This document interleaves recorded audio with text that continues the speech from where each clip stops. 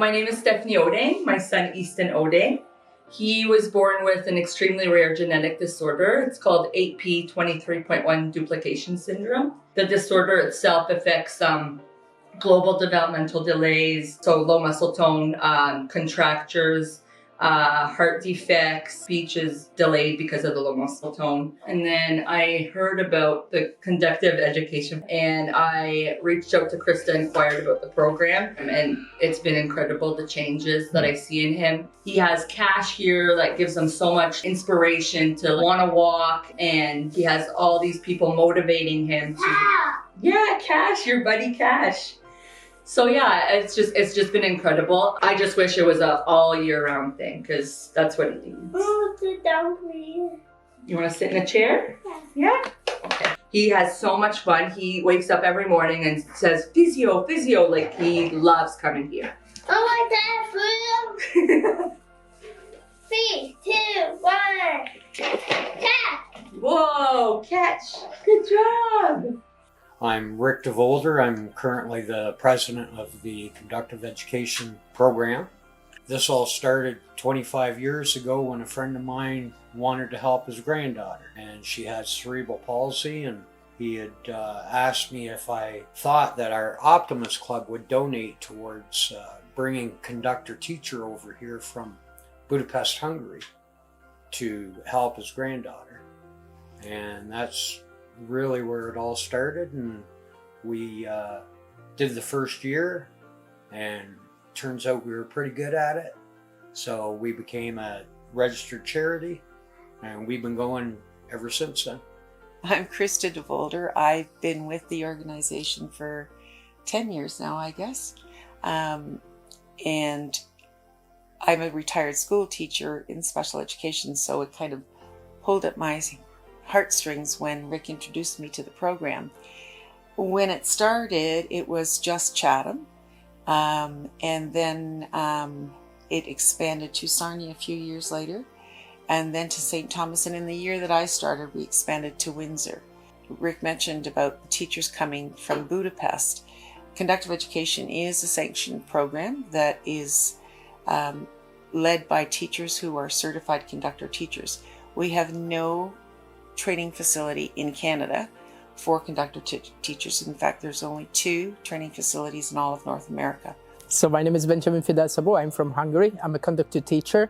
I'm 31 years old. I'm the one who is providing the camps here at Chatham, Kent and Windsor the last 9 years with my partner, who is Anna. We like the group sessions because on the group sessions there is a lot of positive effects, like working in the groups makes the kids more motivated because they see the ones who are above them or lower them and they are pulling each other.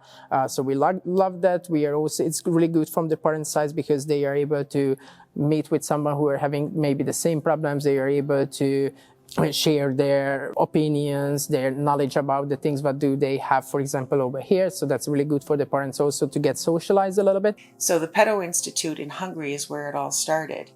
In North America, it's only offered in for-profit programs or centers where parents will have to pay for the services above and beyond what the children get in school. Conductive education is a life learning.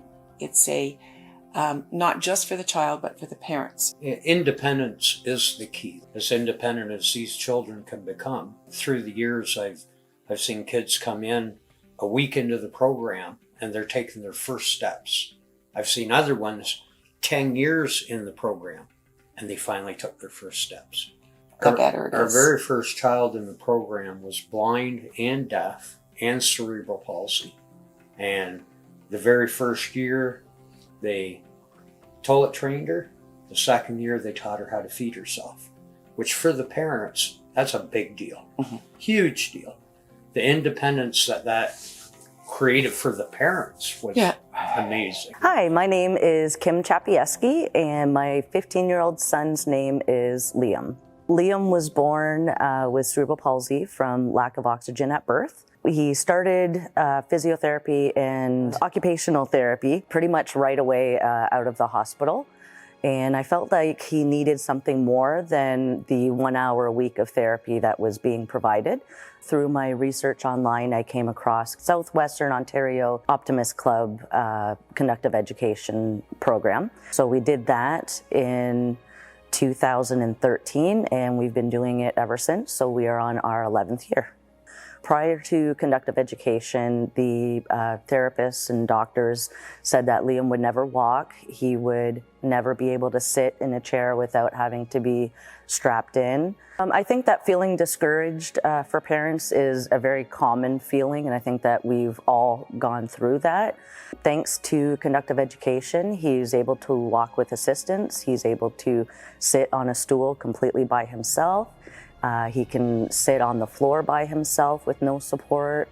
He can crawl now. All these things he was not supposed to be able to do.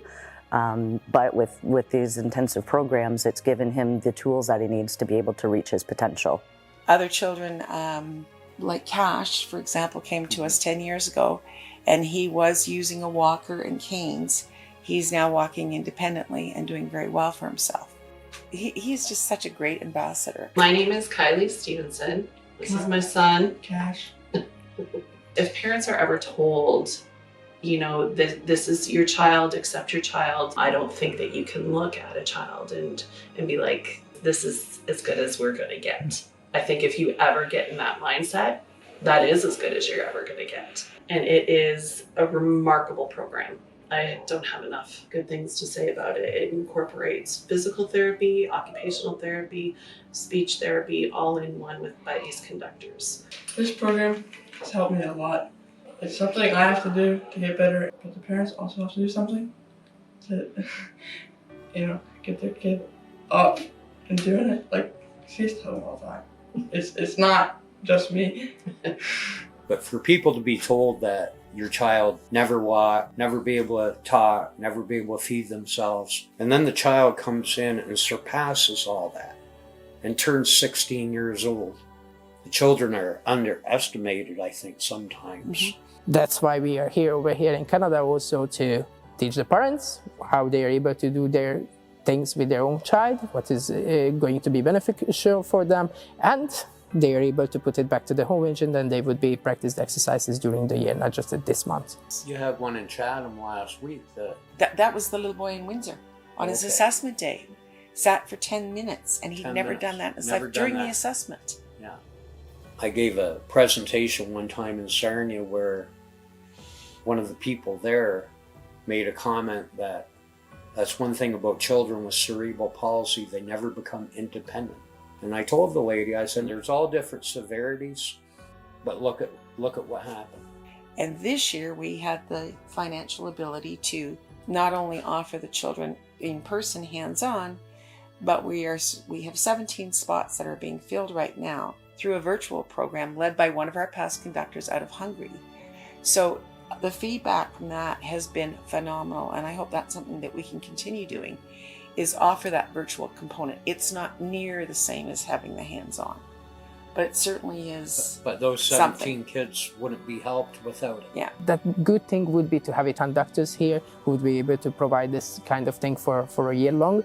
Hopefully there will be some other opportunities maybe when we would have it over here for a year long term. We do a lot of fundraising. Every year it costs us we're now up to about $65,000.